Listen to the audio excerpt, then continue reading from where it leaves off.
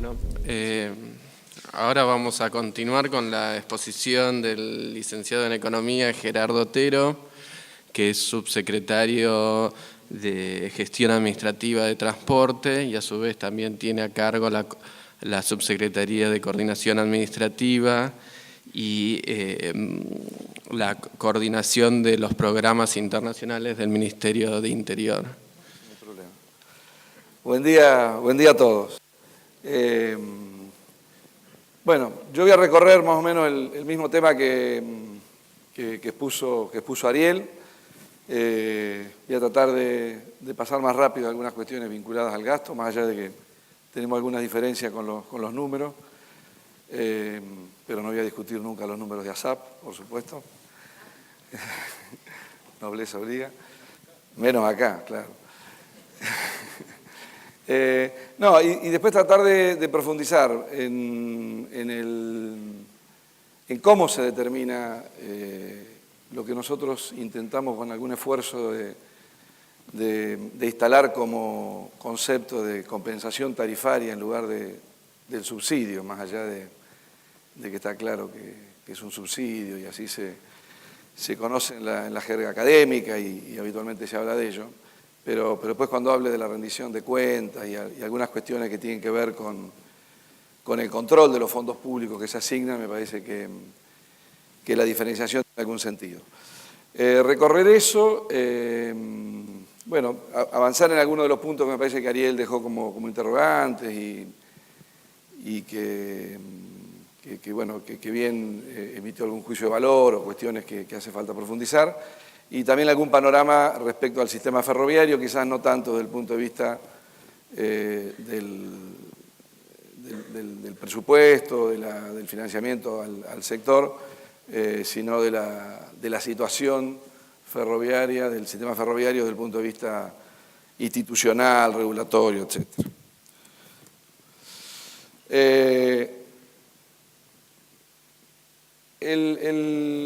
El impacto presupuestario del gasto público en transporte sigue la línea de lo que marcaba Ariel. Este cuadro en realidad lo que incluye es lo que son las transferencias corrientes que engloban todos los fondos que se destinan a financiar el sistema automotor de pasajeros, el transporte ferroviario. Lo que pasa es que acá el transporte ferroviario incluye también las transferencias de capital, con lo cual uno no podría analizar esto estrictamente como subsidio. El transporte aerocomercial y puertos y vías navegables, que es muy pequeño. La composición sigue siendo la que él marcaba, al incluir la transferencia de capital, si uno se para en el 2014, claramente automotor involucra el 50% del gasto aproximadamente, el 40% del sistema ferroviario y el 10% del sistema aerocomercial. Tenemos alguna diferencia no menor en los valores del transporte automotor de pasajeros que bueno, los técnicos se tendrán que poner a ver qué es lo que ocurre, porque lo que acá se ve y se va a ver en los cuadros anteriores es que en términos de PBI el crecimiento del gasto ha sido realmente sostenido. Claramente en el 2014 y 2013, al estar incluido la inversión en transporte ferroviario, seguramente hay una influencia importante en ese sentido. Y en términos de gasto de la Administración Pública Nacional, en los últimos años se mantiene o tiende a crecer en el 2014, pero esto es seguramente por el crecimiento mayor de otros gastos, entre ellos los subsidios a la energía. La diferencia aparecen aquí, digamos, el transporte automotor de pasajeros. Nosotros tenemos un crecimiento que se sigue registrando en términos de PBI. Bueno, y lo mismo en el transporte ferroviario. Claramente son los dos sectores que siguen creciendo en términos de fondos públicos destinados a ambos sectores en términos de PBI, de administración y de su participación en la Administración Pública Nacional. En el caso de la distribución de los fondos destinados al transporte automotor de pasajeros, la importancia primordial es del transporte urbano de corta distancia. Eso se financia, como bien decía Ariel, a través del Tesoro, a través del Fondo Fiduciario, que se nutre de la recaudación de la tasa al gasoil. Pero, bueno, también tenemos algún financiamiento que aparece con un poco más de entidad en el año 2014 para el transporte de larga distancia, que después lo comentaremos. El transporte ferroviario claramente se ve el crecimiento en el 2013-2014, en gran parte influenciado por el crecimiento de la inversión pública. Bueno, yendo en particular al sistema de transporte de corta distancia, al urbano, suburbano y después en particular al AMBA por un lado y al transporte interior del otro, en principio algunos datos físicos para tener idea, para dimensionar de qué estamos hablando. El AMBA, en función de la información del SUBE, tiene al año 3.400 millones de pasajeros o viajes o usos de SUBE, diría. Recauda 11.300 millones de pesos, da empleo a 55.000 trabajadores, tiene 18.800 micros, y recorre 1.350 millones de kilómetros al año. El AMBA, bueno, tiene esta cantidad de líneas que no sé si alcanza a ver bien. Las líneas ahí están divididas por categorías que son los distintos subgrupos tarifarios que existen en el AMBA. El total de empresas son 379. Están las líneas que solo empiezan y terminan en el Distrito Federal, las del suburbano Grupo 1, que en general tocan el Distrito Federal, pero también circulan por el primer cordón del conurbano. La suburbana del Grupo 2, que son aquellas líneas que tienen recorridos más largos, de hasta 120 kilómetros. Las interprovinciales, que son líneas que pasan de una provincia a otra y que no están solo involucradas en el AMBA, ¿no? Hay en otros lugares del país. Las que son provinciales, básicamente de la provincia de Buenos Aires, porque empiezan en un municipio y terminan en otro, y las que son estrictamente municipales, porque todo su recorrido sea dentro de un municipio del AMBA. Abajo figura lo que es la tarifa promedio por grupo tarifario que hoy abonan los usuarios de cada uno de los subgrupos, y es un dato duro que surge del SUBE, digamos, con lo cual es un dato absolutamente fidedigno. Abajo lo que estamos reflejando es cuál sería la tarifa media que en cada subgrupo equilibraría los costos y que el usuario debiera pagar si no existieran las compensaciones tarifarias. Como verán, y bueno, esto tiene que ver también se vincula con lo que bien señalaba Ariel. En algunos subgrupos la tarifa debería casi triplicarse para poder equilibrar los costos en ese subgrupo tarifario. ¿Cómo se determina el costo del sistema y a partir de ello la compensación tarifaria? Esto es lo que vamos a tratar de explicar ahora. Para cada uno de los subgrupos tarifarios que antes mencioné, existe lo que se llama una empresa modelo, que es una empresa que pretende ser representativa de las características de las empresas que tienen ese recorrido que se engloba en ese subgrupo tarifario. Y lo que se hace a partir del año 2009, de una resolución que fue la 270 que estableció este procedimiento, es calcular la estructura de costos de cada una de estas empresas. Eso se hace tomando indicadores, variables físicas que tienen que ver con indicadores propios del transporte, como es el índice pasajero kilómetro, la cantidad de kilómetros, por supuesto, la velocidad comercial que en promedio tiene cada una de estas líneas, y luego los precios de los insumos que involucra la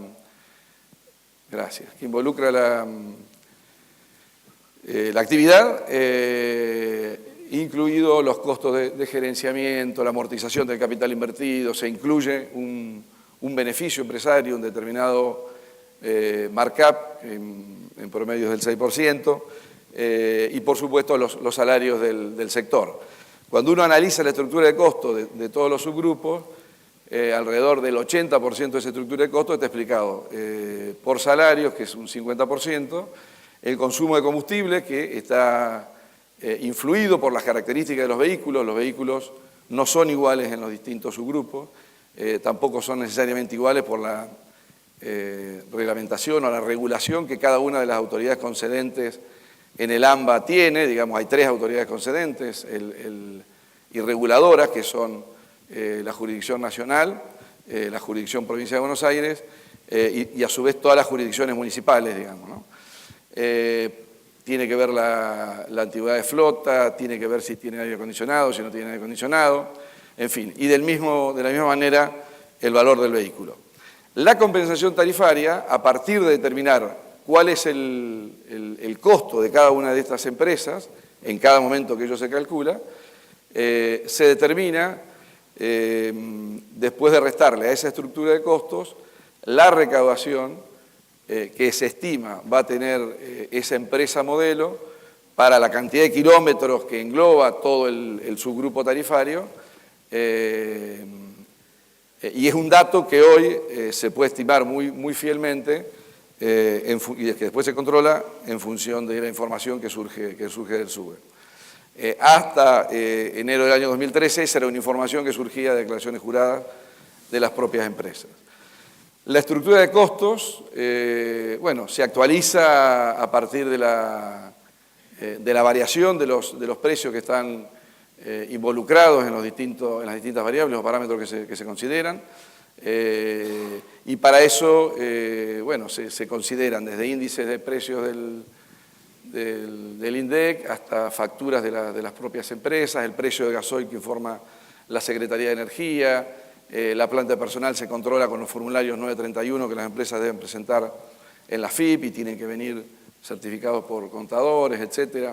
Obviamente la variación de los salarios por los acuerdos paritarios con UTA, y después el resto de parámetros que surge de la información del SUBE, que tiene que ver con la recaudación, con la cantidad de pasajeros y con la velocidad comercial, que es una variable, un parámetro muy importante en la determinación de costos y que hoy a partir del SUBE se puede calcular muy bien. Cuando se dispara la actualización de costos y por ende la actualización o adecuación de la compensación tarifaria, tiene que ver cuando se acumula, esto está reglamentado, cuando se acumula una variación de costos del 6%, obviamente esto en los últimos años siempre ha estado superado. Cada vez que hay un aumento salarial, que es en general lo primero que dispara en enero la modificación de la compensación tarifaria, cuando hay incremento de tarifa, que también entra en el juego de sumas y restas, digamos, para calcular cómo se compensa la estructura de costos, e incluso en la medida que nosotros vamos comprobando en función de la información del SUBE, cómo actúa la recaudación en función de la estimación que nosotros hicimos anticipadamente, porque lo que se hace es calcular la compensación tarifaria, la estructura de costo y la compensación tarifaria que surge de este análisis para todo el año, y luego esto se mensualiza. Entonces, si vemos que la variación de la recaudación no se condice con lo que se estimó en su momento, también se puede modificar la compensación tarifaria. En la actualidad, digamos, la estructura de costos vigente determina un costo total para todo el AMBA del año de unos 28.000 millones de pesos. La recaudación sin IVA son casi 10.000 millones de pesos, y el resto es lo que el Estado Nacional compensa a través de 2 mecanismos. Por un lado, la provisión de gasoil a precio diferencial. Existe un convenio con las empresas petroleras, que son las que proveen, y está identificada cada empresa petrolera a cuáles empresas de colectivo provee. Se les informa a estas empresas petroleras un cupo que determina la CNRT, la Comisión Nacional de Regulación de Transporte, y las empresas van y compran ese combustible a precio diferencial, y luego las petroleras le facturan la diferencia al Estado Nacional. El resto, el subsidio requerido de casi 16.000 millones de pesos, es la compensación tarifaria que se financia a través del laberinto que armaba hoy Ariel, del Fondo Fiduciario y del Tesoro Nacional, pero que se termina resumiendo en una transferencia de ese nivel. Con esto se determina cuál es el quantum de la compensación tarifaria. La cuestión luego es determinar cómo se distribuye ese quantum que es global, que surge de calcular una estructura de costos para una empresa modelo y de considerar la totalidad del sistema como si fuera una sola empresa, o en todo caso 6 empresas, cómo se distribuye entre las distintas empresas de colectivo. El criterio que hoy tenemos, y la verdad no sé cuánto fundamento científico tiene, pero cuando uno siempre habla del 50%, se supone que va por el medio, entonces mucho no le erra, pero el criterio es que el 50% de los ingresos de una empresa de transporte de colectivos del AMBA hoy se financie con conceptos vinculados a la demanda que ese servicio tiene. Entonces, por un lado consideramos la recaudación que tiene por la venta de boletos y parte de la compensación tarifaria la distribuimos por conceptos, variables que tienen que ver con la demanda. La idea de retribuir a las empresas de colectivos considerando la demanda tiene que ver con que obviamente lo que interesa es que las empresas transporten gente y brinden un servicio y entonces tiene que ser importante para las empresas que gran parte del ingreso que tiene que ver con la compensación tarifaria también esté asociado a la cantidad de pasajeros que levanten, digamos, que no pierdan el interés por levantar pasajeros y que solo les preocupe hacer kilómetros. Entonces, en función de eso, una parte del subsidio se distribuye, por un lado, compensando con la diferencia entre la tarifa que pagan aquellos usuarios que están catalogados como beneficiarios de algún atributo social. Los atributos sociales son tener ser beneficiario de algún programa social del Estado Nacional, caso típico es la UH, ser veterano de Malvinas, ser jubilados, no me acuerdo cuál otro hay.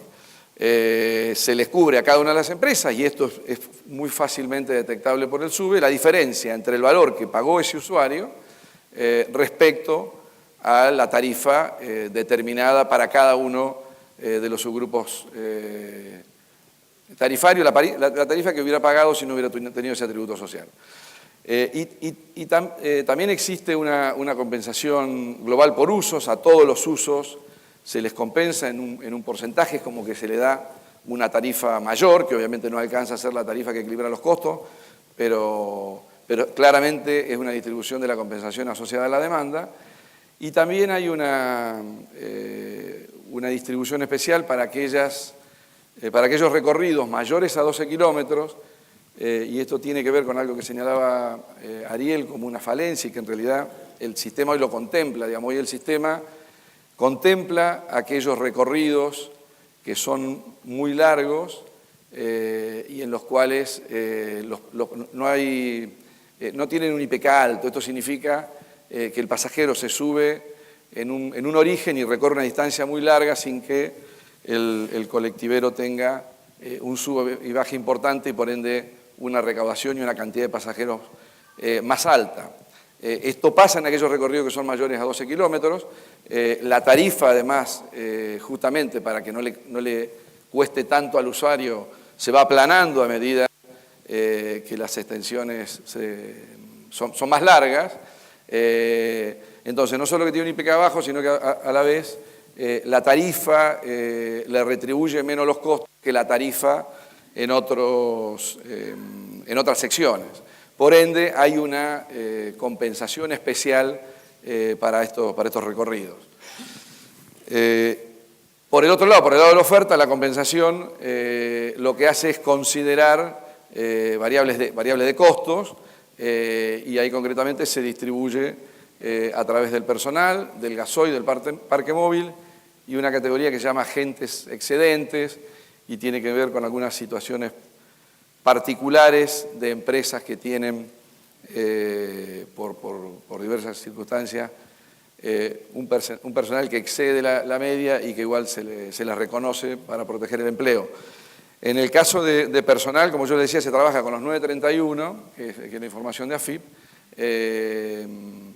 pero además existe una relación de personal por unidad computable, por micro, que cada empresa tiene. En promedio se considera que las empresas de colectivos emplean alrededor de 3 personas por cada micro que tienen.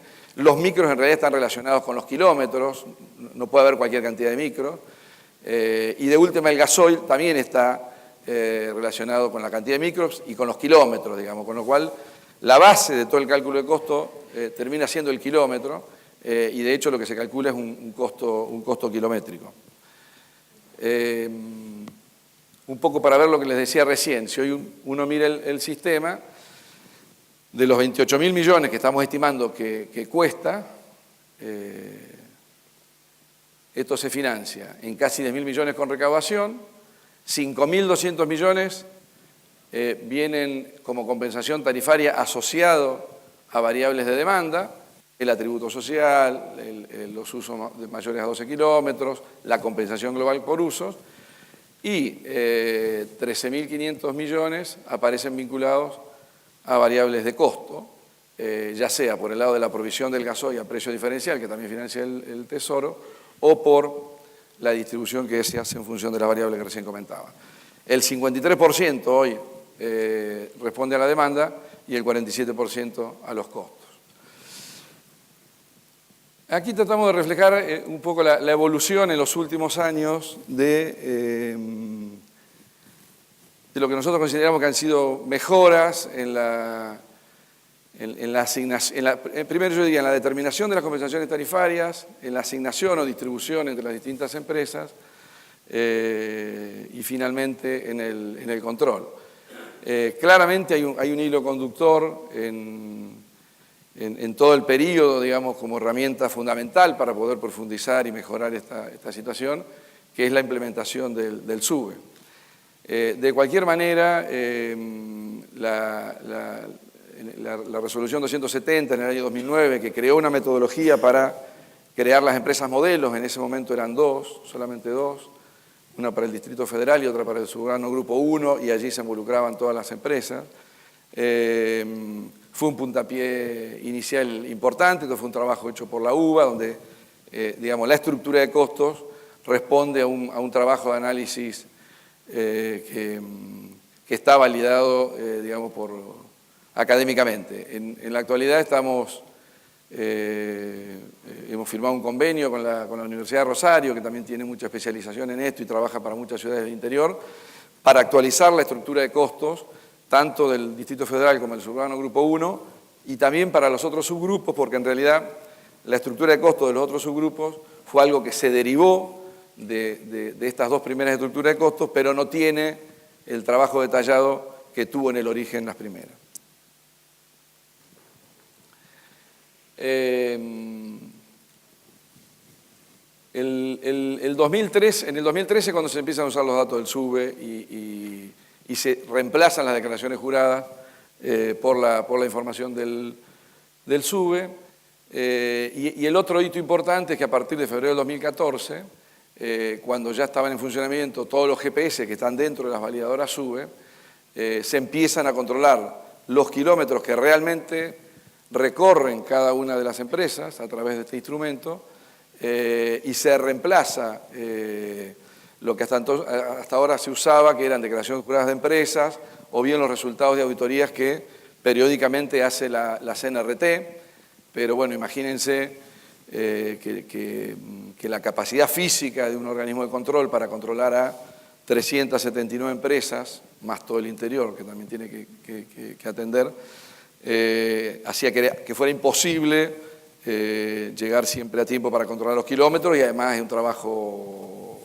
manual, digamos, que siempre tiene mucho más margen de error. Entonces, realmente empezar a implementar la lectura del GPS y considerar eso tanto para determinar el cupo de gasoil y la propia compensación tarifaria, digamos, fue un avance muy importante. Y el último hito para nosotros, que es muy reciente, es la resolución 939, que lo que determina es un procedimiento de rendición de cuentas de las compensaciones tarifarias. Este es un tema realmente complejo. Las compensaciones tarifarias no tienen rendición de cuentas, no hay rendición de cuentas de las compensaciones tarifarias, no la ha habido. A partir del presupuesto del año 2010 se determina que el fondo fiduciario que financia justamente el sistema de transporte automotor de pasajeros pasa a formar parte de la ley de administración financiera y por ende pasa a tener los controles que los fondos públicos requieren, y además hay una serie de dictámenes e informes de la AGN reclamando esto. Digo, es un tema difícil, arduo. Yo creo que es un avance el que hemos hecho, está bien que lo hagamos, no está exento de dificultades. Hoy Ariel comentaba que el subsidio es una transferencia corriente a una empresa sin una contraprestación de servicio.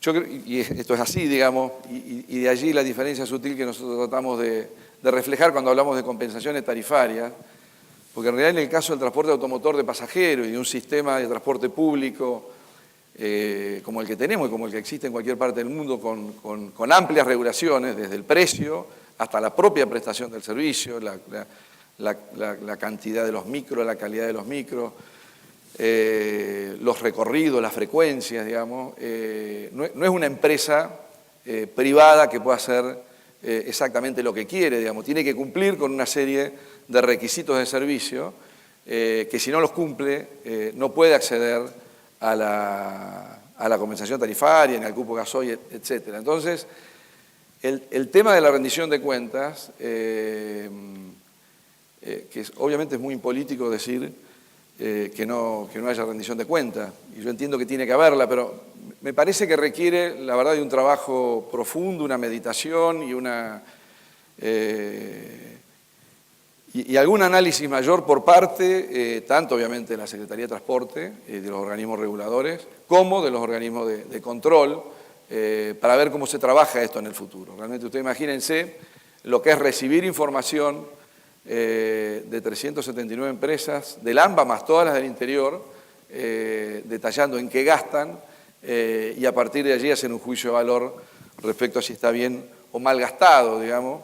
Y si una empresa compró una cubierta a 10.000 pesos y otra la compra a 8.500 porque tiene determinadas condiciones comerciales o porque tiene un mejor comportamiento empresario, etc. Digo, hay muchas cuestiones que realmente son muy opinables y es muy difícil tener juicios de valor tajantes. Digamos, obviamente hay que dar respuesta y explicar a qué se destinan los fondos públicos. Pero bueno, creo que es un tema que la verdad que da para muchísimo, da para no sé si un seminario, pero una mesa específica, no soy especialista en el tema, pero cuando lo pienso como funcionario expuesto en la determinación, asignación y pago de 28.000 millones de pesos en el año de compensaciones tarifarias que tienen que ser rendidas cuentas y el día de mañana analizadas por alguien en un escritorio 3, 4 años después, la verdad no se me paran los pelos porque no tengo, pero me pongo un poquito nervioso. Pero lo vamos a hacer y yo creo que hemos avanzado mucho en este sentido. Existen otras herramientas de control que son previas al pago de las compensaciones. Digamos, para que una empresa sea beneficiaria de las compensaciones tiene que estar al día con los aportes y contribuciones a la Seguridad Social. Para esto la AFIP envía un reporte a la Secretaría de Transporte toda la semana, creo. Y bueno, aquellas que tienen deuda. Esto en realidad se controla desde noviembre del año 2011, creo. con lo cual hay deuda anterior que algunas empresas tienen, que no es menor. El control se hacía exhaustivo hacia atrás y que nadie tuviera deuda, se hacía un desastre en el sistema. A partir de noviembre del 2011 se controla a 2 meses de plazo, digamos, que no haya incumplimientos con la FIP. De la misma manera, y esto es un acuerdo con la Unión de Tranviario y Automotor, se exige el pago de las contribuciones y aportes sindicales. Y además están los controles de la Comisión Nacional de Regulación de Transporte, que controla el estado de los seguros obligatoria, la revisación técnica del vehículo, más las auditorías de servicio o de kilómetros que hace habitualmente. En el caso del gasoil, por ejemplo, que la CNRT determina en función de los kilómetros y del cálculo de consumo que tiene, cuál es el cupo de gasoil o el gasoil que consumiría cada una de las empresas, la Secretaría de Transporte luego hace una deducción del 10% en esos valores que informa la CNRT para determinar el cupo que le informa a las petroleras, de tal manera de tener un margen para cubrir determinados errores. Y en la estructura de costos que hoy hablábamos, en realidad solo se incluye el 10% del consumo a gasoil, que es el que paga a precio libre, se supone, cada una de las empresas. En el interior, bueno, no hay un trabajo tan detallado, pero el interior, que son básicamente, bueno, el resto de la provincia de Buenos Aires, que no está involucrado en el AMBA, y el resto del país, tenemos 1.700 millones de pasajeros. Si ustedes recuerdan, en el AMBA había 3.460 millones de pasajeros, esto es la mitad. Hace 1.000 millones de kilómetros, algo así como un 30% menos que en el AMBA, son 42.000 trabajadores frente a 55.000, 13.400 micro frente a 18.800, casi 19.000. La cantidad de empresas son 665, acá están distribuidas por las distintas provincias. En el interior, lo mismo que en el AMBA, en realidad la resolución 422 de julio del 2012 lo que hizo fue congelar el monto, congelar entre comillas diría yo, el monto de la compensación tarifaria que existía en ese momento. En realidad es como que se estabilizó el monto o se estabilizó la dimensión del sistema que se compensa. En realidad, en los años previos se venía dando un crecimiento importante del parque subsidiado o compensado y no necesariamente había una racionalidad en este crecimiento. Entonces, de alguna manera, para parar la pelota y tratar de ordenar el sistema, en julio del 2012 se estabilizó la compensación, que solo se actualiza por variaciones de precio, pero si viene una provincia o viene un municipio o una empresa, digamos, ¿no? del interior del AMBA, y lo que solicita son recorridos nuevos y por ende mayores coches, mayor cantidad de vehículos y mayor subsidio, hoy eso no se está accediendo, no se está otorgando, con lo cual, porque si se otorgara, obviamente sería como un juego de suma cero, restaría subsidio al resto de los partícipes. Obviamente es una situación que no puede ser permanente. Uno puede pensar que en el Distrito Federal y en el primer cordón del Gran Buenos Aires quizás no haya una gran variabilidad o no haya una necesidad tan marcada de transporte adicional, por lo menos en periodos cortos de tiempo, digamos, pero obviamente sí esto se da en el interior o en el segundo y el tercer cordón. El sistema de transporte está íntimamente relacionado con el desarrollo de las ciudades, con el desarrollo del urbanismo, y tiene que ser un sistema vivo, con lo cual estamos pensando de qué manera salir de este cepo, uno más que tenemos, este cepo, para poder dinamizar y que el sistema no se nos dispare en términos de costo. La resolución 422 también lo que exigió es que todas las jurisdicciones provinciales tienen que enviarnos la estructura de costos de las empresas que tienen bajo su jurisdicción, que regulan y a las cuales le fijan la tarifa. Y esa tarifa tiene que tener en cuenta la compensación tarifaria que envía el Gobierno Nacional, las provincias que no lo hacen, los municipios que no lo hacen, en general esto se pone en cabeza de las provincias, tiene una penalidad en la compensación tarifaria si no cumplen con esta reglamentación. Estamos tratando y conversando con las provincias, incluso con la FATAP, que es la federación que agrupa las empresas de transporte del interior del país, de ir a un esquema donde las provincias puedan tener un mayor margen de maniobrabilidad en cuanto a la asignación de la compensación tarifaria, de los montos que van a cada provincia en su propia jurisdicción. Digamos, es muy difícil desde el nivel central poder determinar si una ciudad de Chaco requiere más o menos subsidio. Entonces lo que estamos tratando es de consolidar un monto por provincia. Hoy no existe un monto consolidado por provincia. En realidad se determina la compensación y se distribuye a las provincias, pero con cabeza en las empresas, digamos. Lo que nosotros queremos hacer es, bueno, a cada provincia le corresponde tal monto, la manera de distribuir ese monto sigue siendo la que hoy está establecida, pero darle márgenes de maniobra a las provincias para que puedan aplicar esos fondos quizás de una manera distinta a la que se aplican hoy, quizás bajando un poco el subsidio a todos los partícipes del transporte, pero ampliando en algunos casos que les parece mejor o en algunos casos beneficiar a alguna empresa que requieren promocionar por alguna razón. Y la otra cuestión que estamos queriendo avanzar, estamos trabajando en una resolución para avanzar en la implementación de un sistema y exigir a toda jurisdicción que tenga más de 200.000 habitantes, o sea, capital de provincia, que tenga un sistema de prepago que sea compatible con el SUBE, que envíe la misma información que provee el SUBE hoy a nivel del AMBA, y que realmente nos va a poder permitir tener una mejor asignación y un mejor control para las compensaciones hacia el interior, porque hoy realmente seguimos trabajando con declaraciones juradas de las propias empresas en muchas variables. La compensación anual hacia el interior, el último nivel determinado son casi 7.000 millones de pesos, se distribuye en un 70% por personal, 20% por micro y 10% por el consumo de gasoil.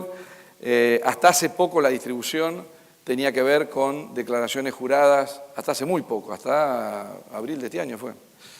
Tenía que ver con declaraciones juradas de recaudación y de pasajeros de las empresas, y realmente consideramos que era más justo, más razonable, incluso por la forma en que se ha determinado y se actualiza la compensación al interior, que tenga que ver con el personal. Por eso le hemos solicitado el envío de los 931 de AFIP, y en función de esto se distribuye la compensación en un 70%. Los micros los determina la CNRT, el gasoil también, con lo cual creo que tenemos una mayor objetividad en cuanto a la distribución.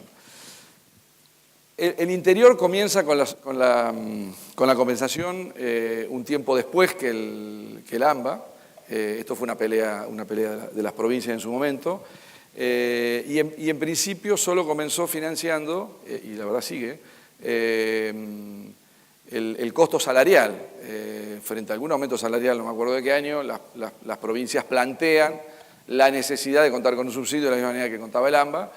Ahí se logra que haya un subsidio que financie parte de los salarios. La verdad que francamente no sé exactamente qué proporción es el origen, pero a partir de ese momento la compensación al interior se va actualizando cada vez que hay un aumento paritario, y los incrementos de costos no salariales y la parte del costo no salarial del interior se financia con la tarifa o eventualmente, si existiera, con alguna compensación de origen local, sea provincial o municipal. Acá tratando de desmitificar un poco el tema de la concentración en el AMBA, de la compensación. La verdad que en términos de lo que vemos atrás, Ariel, si uno mira el monto bruto de la compensación tarifaria al AMBA y lo compara con lo que para nosotros es el interior, no es 50 y 50, es más del 60 AMBA y casi el 40 interior, o 30 y pico interior. Ahora, si uno analiza estos números por usuario, por pasajeros, esto está hecho para el mes de julio de 2014, vemos esta situación. En realidad, la compensación tarifaria por pasajero hoy es prácticamente igual a un pasajero del AMBA respecto a un pasajero del interior. Realmente no es el único análisis que uno debería hacer, digamos. Nosotros obviamente lo usamos como argumento de defensa. Yo creo que hay que analizar otras variables, hay que analizar los kilómetros, hay que analizar los costos, pero el IPK que cada uno tiene, pero las velocidades comerciales, digamos, en el transporte inciden otra serie de variables donde uno no puede comparar tan fácilmente valores absolutos en términos de AMBA versus interior. Creo que hay que afinar el análisis un poco más y claramente cuando uno ve el dato por usuario, la compensación se equilibra. La pregunta sería, bueno, entonces, ¿por qué en el interior en general existe una tarifa más alta que en el AMBA? Bueno, obviamente hay otros factores que entran en esta cuenta. Cortito, también el Tesoro o la Administración Nacional compensa a través de la provisión de gasoil a precio diferencial a las interurbanas provinciales, que son las líneas que van de una ciudad a otra en todo el país, digamos. En este caso no existe una compensación tarifaria monetaria que vaya a la empresa, lo único que tiene la empresa es un cupo de gasoil que le permite adquirir el gasoil a precio diferencial y nosotros pagamos la diferencia. Son 268 empresas, bueno, ahí está. Un toquecito nomás, ¿cuál es el impacto? Y para ver la importancia de la compensación tarifaria y sí, obviamente, la importancia que tiene en el ingreso de las personas y por ende, digamos, cuando se dice que hay que eliminar los subsidios, pensémoslo en términos de ingreso disponible y nos vamos a dar cuenta la significatividad. Acá analizamos tres situaciones, para quienes viajan solo dentro de la capital federal, para quienes se mueven del primer cordón del conurbano a la capital federal diariamente, o quien viene del segundo anillo del Distrito Federal hasta la capital federal. Esto se correspondería con, cuando uno lo mira con su grupo tarifario, con alguien que usa solo empresas del Distrito Federal, las del suburbano grupo 1, pero ahí involucraría el tren también, porque hay viajes en tren, y las que vienen de más lejos, por ejemplo, de La Plata o de Zárate o de Luján a Capital.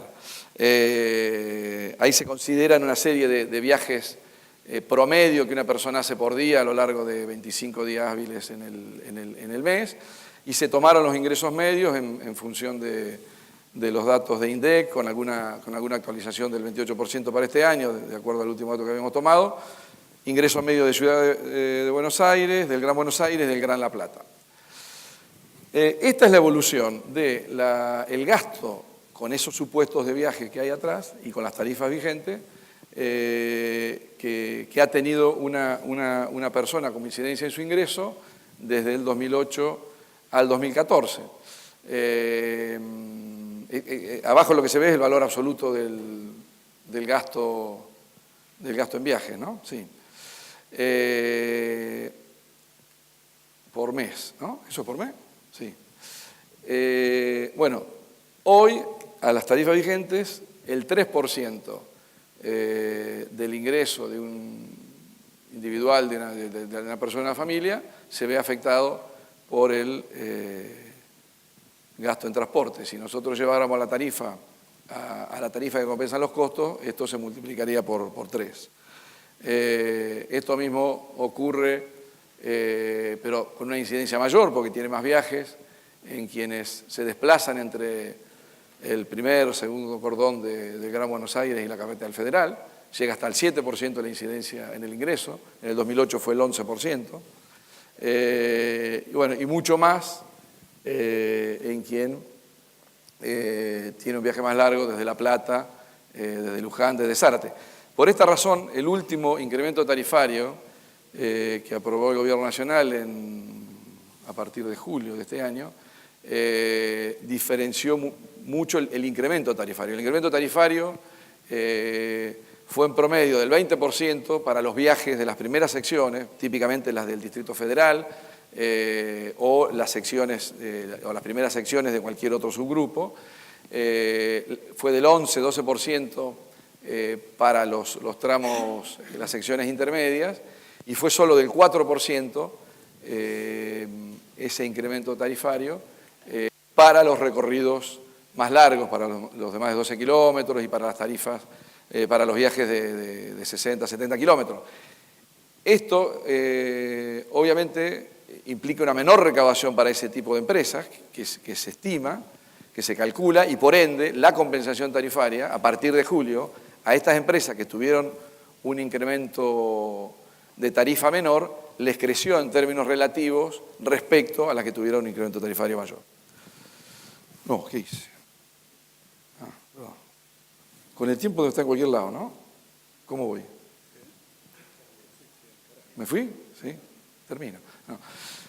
Un solo párrafo respecto al transporte automotor de larga distancia. El transporte automotor de larga distancia tuvo subsidio al gasoil hasta enero del año 2012, allí se cortó el subsidio al gasoil. La verdad que los indicadores de larga distancia del 2011 para adelante, 2012, indican en promedio que el sector tiene un sobredimensionamiento, que tiene una caída en los indicadores producto de una competencia muy agresiva del avión, también del auto, con lo cual esto muestra la concentración del sector que es fenomenal. Ustedes piensen, en el año 92, en el año 2002, 54%, o sea, más del 50% en ambos casos, eran varios grupos de empresas y ningún otro grupo empresario tenía más de alrededor del 10% del mercado. En el año 2012, casi el 50% ¿cuánto dice? ¿42? ¿47? 42% del mercado lo tiene un solo grupo, que es Flecha, el grupo Flecha, y el resto de los grupos tiene alrededor de 10, 8, 9%, bueno, y los grupos menores. Esto la verdad es una dificultad para el sector ha tenido una competencia sumamente agresiva, depredadora, que en condiciones de mercado donde se nota que hay un sobredimensionamiento y que se están haciendo menos servicios que los que en realidad tienen habilitados y permitidos porque la carga media no les da, se requiere un ordenamiento. Esta es la situación en la que estamos hoy, en realidad, a partir de este diagnóstico de sobredimensionamiento, de concentración, de baja carga media. Lo que se decidió es establecer un régimen de compensaciones para el transporte de larga distancia, pero a la vez se propuso y se aprobó y se exigió para ser beneficiario de esta compensación a las distintas empresas que adhieran a un programa de reordenamiento del sistema de transporte automotor de larga distancia. Estamos trabajando en ello con idea de licitar los permisos de transporte público, de tráfico libre, incluso ejecutivo, para ordenar el sector. Claramente hay que ayudar a que el sector se achique en alguna medida y preste servicio donde realmente hace falta. Obviamente va a hacer falta que el Estado siga compensando para básicamente proteger la fuente laboral y la situación de los trabajadores, pero hoy por hoy tenemos todos los permisos vencidos y nos parece que es un paso muy, muy importante. Hoy se están transfiriendo alrededor de 95 millones de pesos mensuales. Esto comenzó agosto, septiembre, agosto, julio. Antes el nivel era mucho menor, pero está condicionado a llevar adelante este programa de reordenamiento. Transporte ferroviario muy cortito.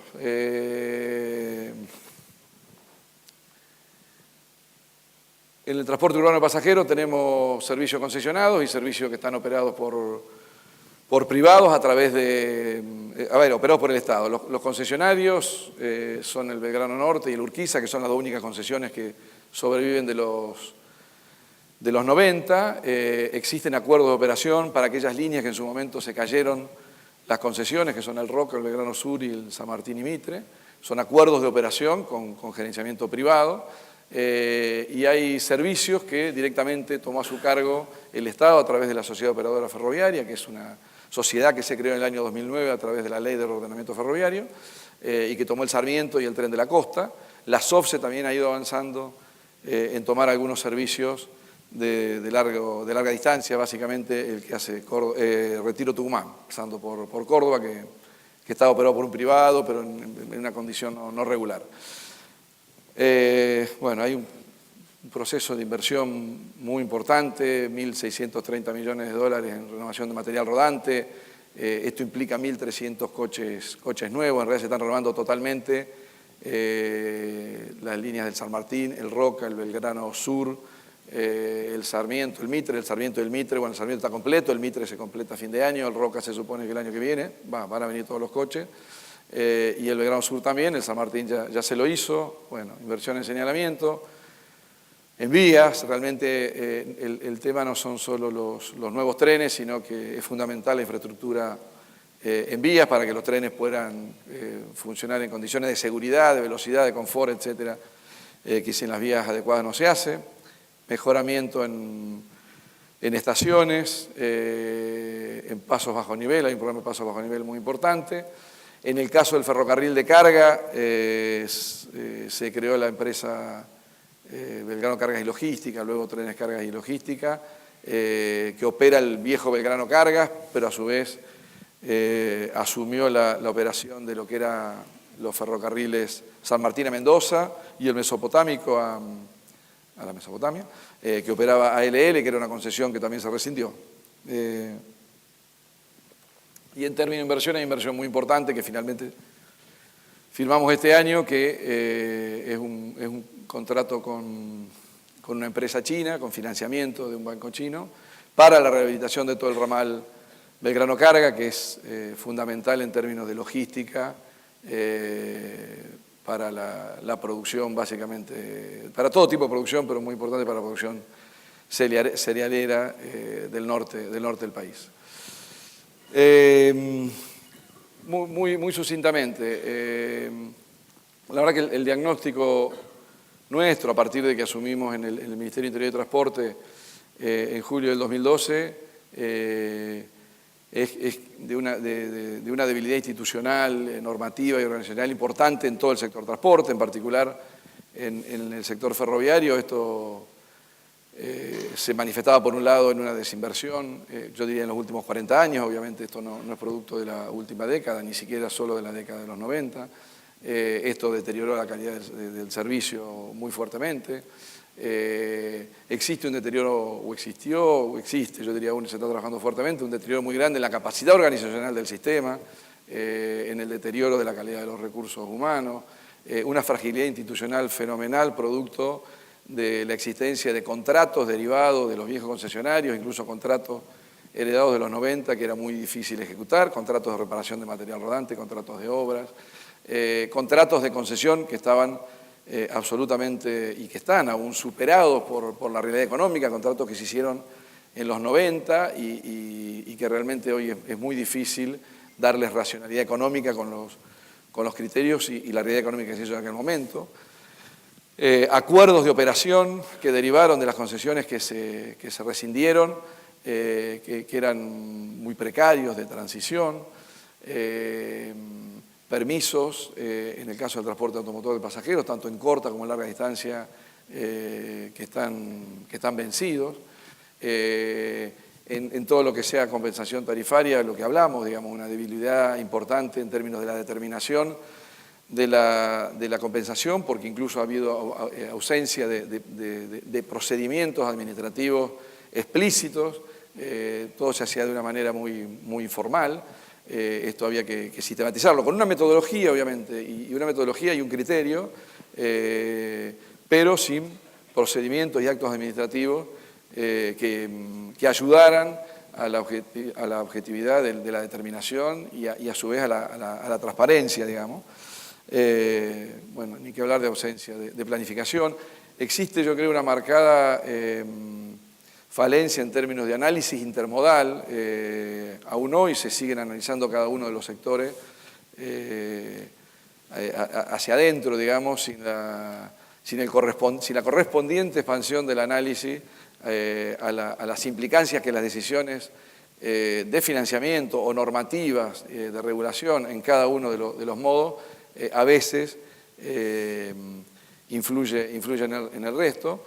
Creo que una falta de información sistemática muy grande, existe un problema de información. Sin información es difícil planificar, pero también es difícil legislar, normar, regular, y una debilidad organizativa propia de la Secretaría de Transporte que hay que superar.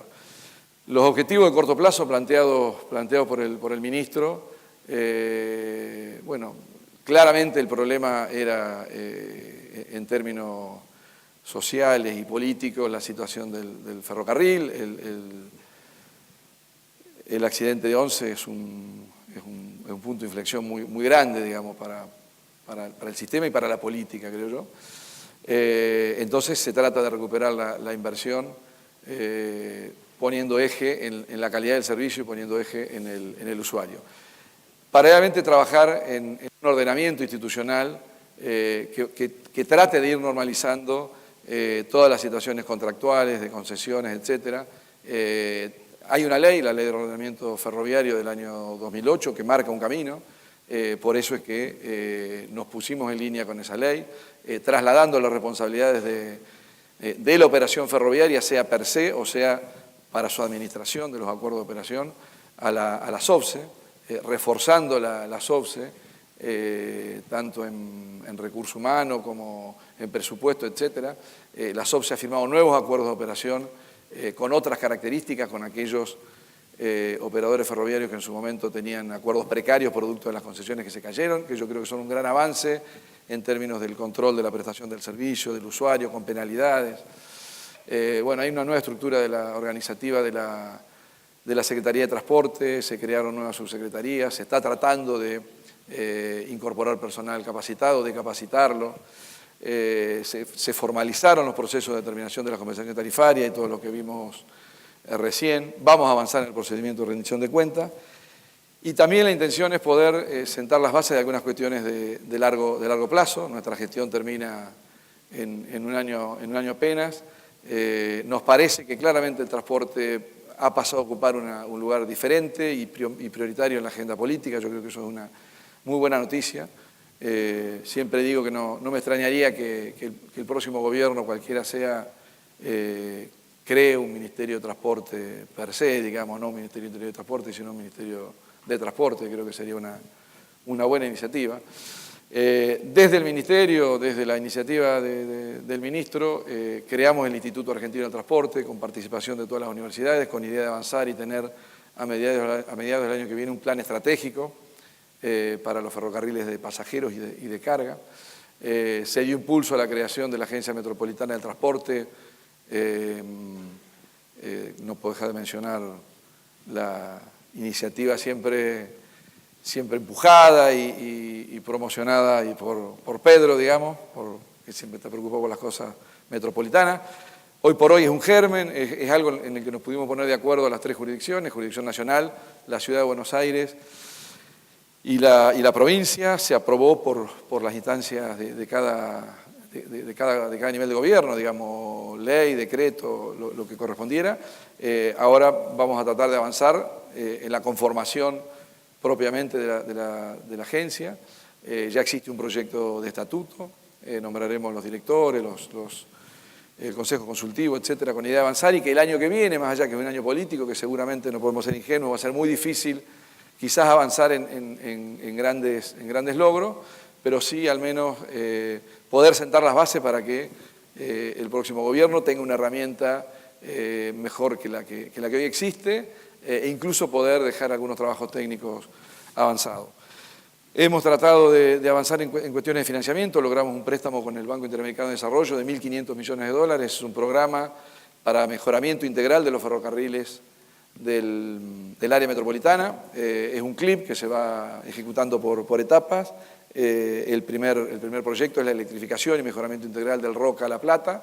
Yo creo que a fin de año, con el nivel de contrataciones que venimos haciendo, vamos a estar en condiciones ya de disparar la segunda etapa del CLIP y podríamos, la idea es dedicarse al Belgrano Sur, que es un ferrocarril muy importante, que entra a La Matanza, que incluso puede aliviar al propio Sarmiento, digamos, es un proyecto interesante. Bueno, y las cuestiones que hoy le decía del programa de reordenamiento del transporte automotor de larga distancia, que es un tema de largo plazo, y también queremos avanzar en la regularización de los permisos y las concesiones en el sistema de transporte automotor de larga distancia, al menos en lo que hace la jurisdicción nacional. Nada más y muchas gracias. Y disculpen.